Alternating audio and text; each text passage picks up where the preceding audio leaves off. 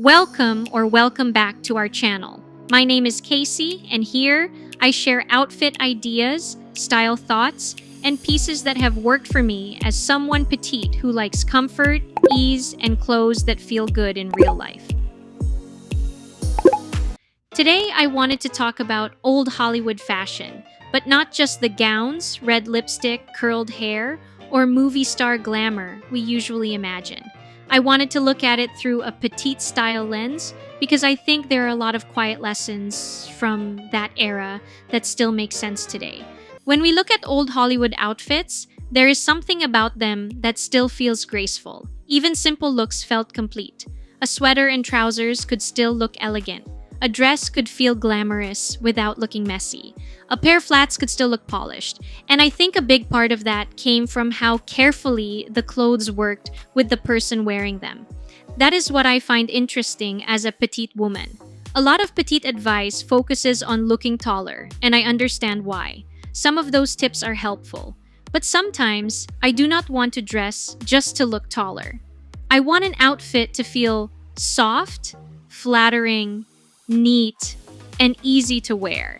I want to feel like myself, not like I am following a strict rule book. One person who always comes up in these conversations is Audrey Hepburn.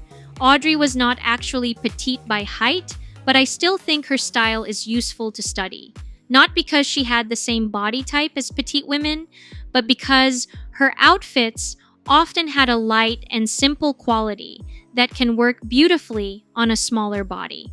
Audrey's style was not usually overloaded. She wore slim pants, soft sweaters, flat shoes, simple dresses, and clean necklines. There was a quietness to her outfits. Nothing looked like it was trying too hard. Nothing looked like it was competing with her. Even when the outfit was very basic, it still had charm. I also think Audrey's style shows how powerful quiet outfits can be. Sometimes, when you are petite, too many details can start to feel distracting. Heavy layers, large prints, chunky shoes, and too many accessories can all be fun. But when they are worn all at once, the outfit can start to wear you instead of the other way around. Audrey's looks remind me that simplicity does not have to be boring. A basic outfit can still feel beautiful when the fit is right, the fabric moves nicely, and the pieces work together. It is less about having a lot going on and more about knowing when to stop.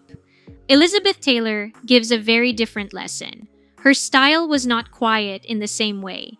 Elizabeth was glamorous, romantic, and dramatic. She wore jewelry, rich colors, beautiful dresses, and strong makeup. But what makes her style interesting is that even with all of that drama, she still looked like the center of the outfit. A lot of her looks brought attention toward her face. Her necklines often opened up the chest and shoulders. Her earrings, necklaces, hair, and makeup framed her features. Her dresses usually gave shape to the waist and upper body. So even when the outfit was bold, you still noticed her first. And I think that is such a helpful reminder for petite women who like dressier pieces. Being petite does not mean you have to avoid glamour. You can still wear statement earrings, satin, rich colors, beautiful dresses, and stronger details. The key is making sure there is a clear focus. If everything is bold at the same time, the outfit can feel heavy. But when one area leads the look, it feels more graceful. This is where necklines become important. Old Hollywood fashion paid so much attention to this detail, and I think it is something we sometimes forget today. The neckline can change the whole mood of an outfit. A boat neckline can make a look feel soft and classic. A square neckline can make a simple top feel more refined. A sweetheart neckline can feel romantic. A V-neck can open up the upper body. An off-shoulder style can bring attention to the face and shoulders. These are small details, but they can make an outfit feel much more flattering. For petites, I think this matters because the upper part of the outfit sets the tone right away. When the neckline works, even a very simple outfit can feel more finished. You do not always need more accessories or more layers. Sometimes the shape of the top is already doing enough. Another detail I love from old Hollywood style is how often the waist was given some shape. In the 1950s especially, Dresses, skirts, trousers, and jackets often had a clear waist. But I think we can take that idea in a modern way. It does not mean everything has to be tight or overly structured. It can be as simple as tucking in a shirt, wearing a shorter cardigan, choosing high-waisted trousers, adding a slim belt, or picking a dress that gives the body some shape. Even casual outfits can feel more put together when the waist is not completely hidden. Old Hollywood also reminds us that shoes matter more than we think. Audrey's pants with flats, Elizabeth's dresses with elegant heels, and many casual looks from that era had a certain lightness at the bottom. The shoes were usually part of the outfit, not an afterthought. For modern petite dressing, this does not mean we have to wear heels. Flats, loafers, sandals, Mary Janes, and ballet flats can all work. But the shoe has to make sense with the clothes. Sometimes changing the shoe can completely change the outfit. A lighter shoe can make a skirt feel softer.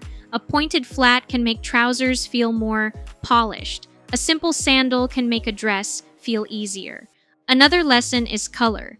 Old Hollywood style often used very clear color stories. Sometimes it was black and white, sometimes it was cream, navy, red, or soft pastels. The outfits did not usually have too many colors fighting each other. For petites, this can be useful because a simpler color story can make an outfit feel cleaner. It does not have to mean wearing one color from head to toe. It can be black with ivory, beige with brown, navy with denim, gray with silver, or cream with soft gold jewelry. When the colors feel connected, the outfit often looks more relaxed and more polished at the same time. What I like most about using Old Hollywood as inspiration is that it teaches us to look at clothes with more care.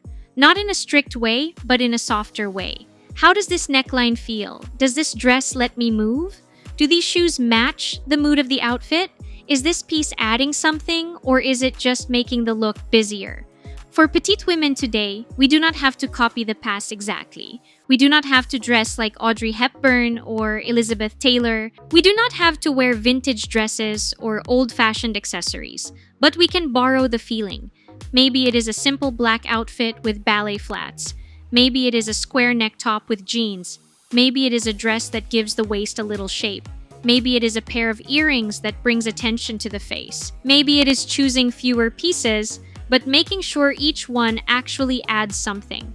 For me, that is the charm of Old Hollywood fashion. It reminds me that style does not always have to be loud to be memorable. It does not always have to be trendy to feel current. And it does not have to be complicated to feel special. So maybe the petite styling lesson hidden in Old Hollywood fashion is this: clothes do not have to shout to feel beautiful. Sometimes a softer neckline, a good pair of flats, a simple dress, or one carefully chosen accessory can say enough. I would love to know what you think. Do you have a favorite Old Hollywood style icon, or is there a vintage outfit detail you still love wearing today? Let me know in the comments below. And if you enjoyed this video, please give it a like, subscribe, and stay around for more petite style thoughts, outfit ideas, and fashion conversations. Thanks for spending time with me, and I'll see you in the next video.